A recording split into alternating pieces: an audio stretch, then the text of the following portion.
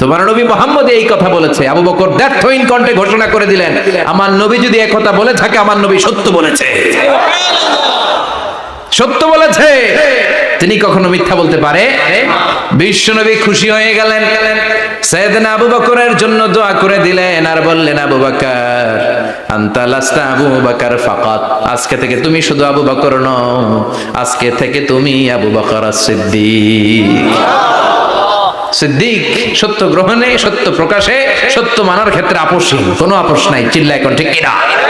সে আল্লাহ বললেন, ওয়াযকুর ফিল কিতাবি ইব্রাহিম ইন্নাহু কানা সিদ্দীকান নাবিয়্যা।